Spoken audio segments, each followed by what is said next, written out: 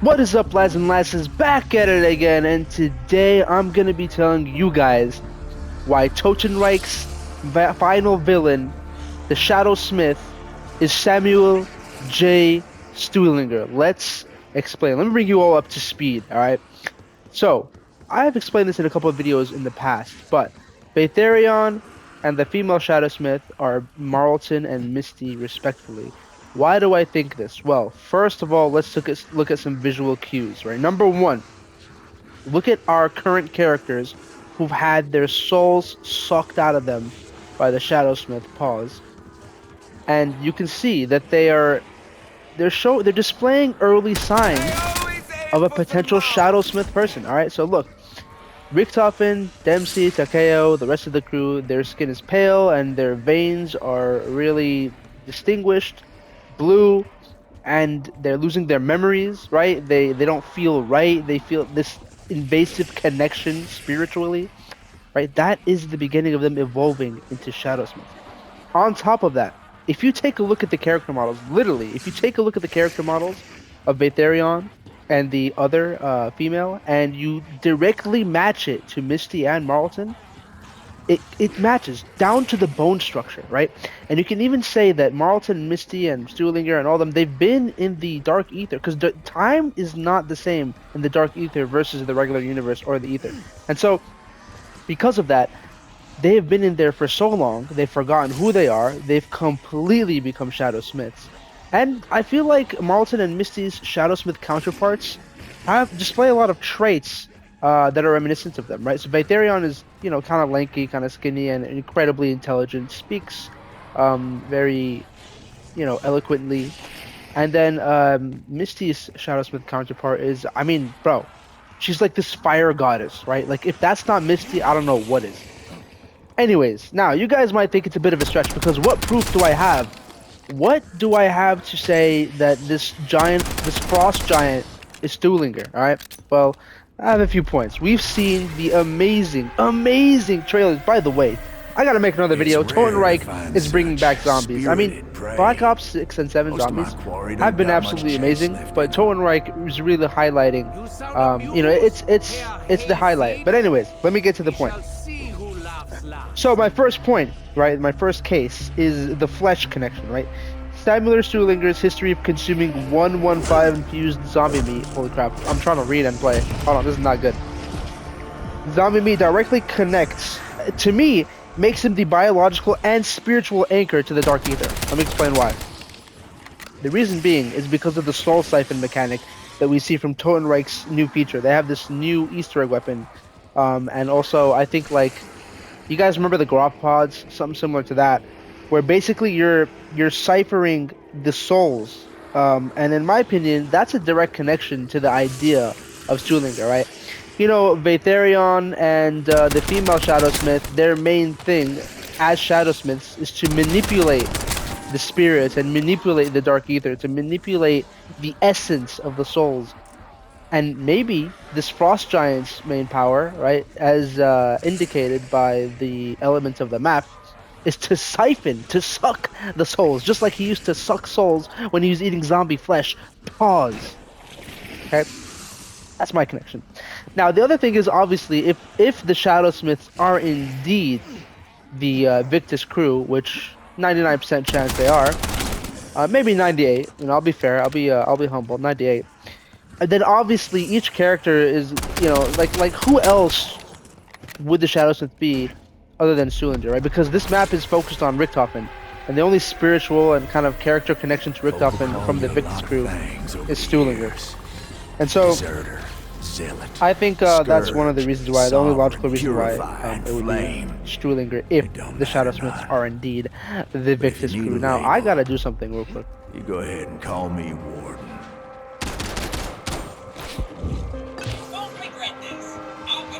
Now, I have a few other points. Let me just drive the truck. Oh lord. Oh lord. I'm good. I'm chilling. I'm chilling.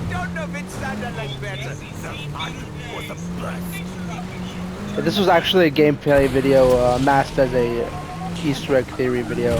As you guys can see, I didn't have any points gathered here. I didn't do any research, right? This is all coming out of my brilliant mind. But yeah, honestly, guys, the real reason I made this video is because I haven't made a video in like forever, and I was thinking like, I gotta somehow connect this theory. But I'm pretty confident that it's true. Like, real talk, all right? Without like research, without anything. Like, come on. How else would they introduce the Victis crew? Obviously, they're killing off the Requiem crew. Yeah, we already know this to be true. And they want to milk the zombies as long as possible. We're not gonna get an ending to this. I don't even know what's called this verse. It's not ether. It's not non-ether. What is this verse, guys? Like, is this the singularity verse? I don't know what the name of this verse is and what we're canonically calling it as a community. But you know, they want to keep this going. Obviously, they want to milk this as much as possible. This is the modern world that we live in, where you own nothing and there's no such thing as a proper ending to an IP. And so, hold on one second. Oh my goodness. This is what I get for being a theorizer. But yeah, I mean, like, they gotta reintroduce Victis somehow. The Victis crew's actors are relatively young. The Ultimus and Primus and Tempest crew getting pretty old. I don't know how much longer they can sustain the series or the franchise. I could watch you all day. Yeah, so they gotta introduce the Victis again, and the only way, the most creative way that I think they can do that is via the Shadowsmiths, because they were sent to the Dark Ether with no mention. The only proof that we know that they kind of survived in the Dark Ether is that one piece of audio from STUHLINGER'S where he tells Richtofen that it's like cold and the roaches have roaches from Classified. So yeah, the only unfortunate thing is that, I don't know if you guys have been watching the Blundell stream, but Jason Blundell absolutely trashes the Victis crew in one of the, I think one of the comments is like, what about the Victis crew? And he's like, oh, those guys, down to the rubbish. Fodder, they're fodder. Like, bro, like, come on. And you have Seal, or what's his name? JC Hammer, just clapping like a seal at everything this guy says. I mean, like, I understand he's your boss, right? But just because he tells you that the sky is blue doesn't mean you need to jump around clapping like a seal. It's so ridiculous, guys. I'm not gonna lie. I love seeing Red Austin though. Red Austin, he's intelligent. He's a little quirky, a little weird. You know, not to say I'm nowhere. Everyone's a little weird. But the streams are pretty cool. Anyways, that's all I've really got. I actually had a little script, but kind of broke focus, and you know, I didn't really do any research. I'm not gonna lie, guys. I threw my ideas into Gemini. I said, Gemini, give me a script, give me some bullet points. Let me play the game. Let me try to be a theorist again. I mean, let me try to get this YouTube thing going again. But you know what, man? A German man once told me, if you're gonna do something, do it right. And I did not do this right. So I gotta try this again later. But you know what? For now, let's just do some gameplay. Let's just what? Oh. By the way, guys, shout out to Ted. Can't believe we left him in Astro Malorum. That's an absolute disgrace. It's my headcanon that they built him back up as a robot, and that's the operator that you see. That's my headcanon.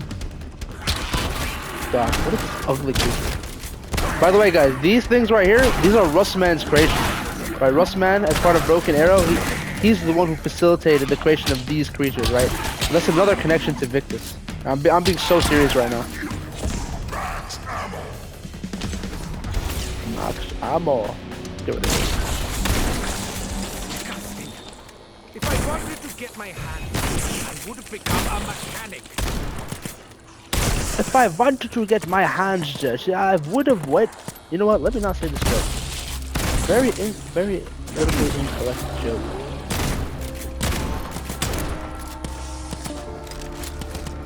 And yes, it has everything to do with Richtofen's backstory.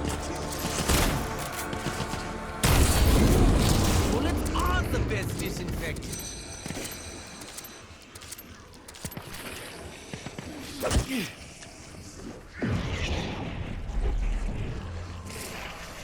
You know what, guys? The rest of the— whoa! Insta-kill. The rest of this video is going to be a spiritual successor to the Evil Dead franchise. I am going to only survive inside of this cabin with this shotgun. My name is Ambition Richtofen. Nothing compares to the feel of bones cracking at my touch. Anyways, fellas, how are you all doing? What are we thinking? What are we thinking about the zombie storyline?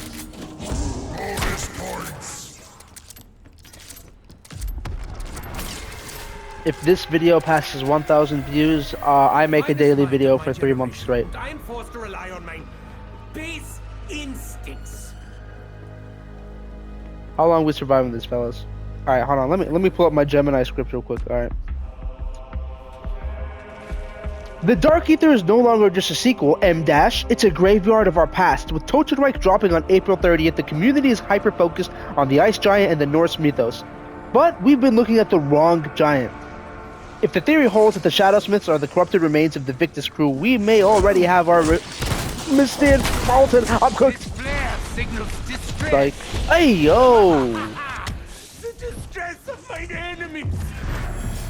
The distress of my enemies. Doesn't do anything. Let me see. Does it actually attack zombies? What does it do? What does this hunter bot do? It's called a hunter bot, but it just stands there doing F all.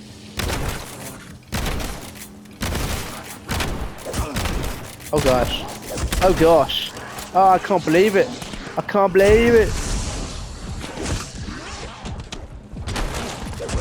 Do any of you guys happen to know where bus route B is? Oh, okay. By the way, there's no... Richtofen never screams like this. Hold on here. Nah, I'm sorry. That's not my Richtofen, but Richtofen would never. That's all I've got today, guys. Thank you all very much. Like, comment down, subscribe below. What a waste of time.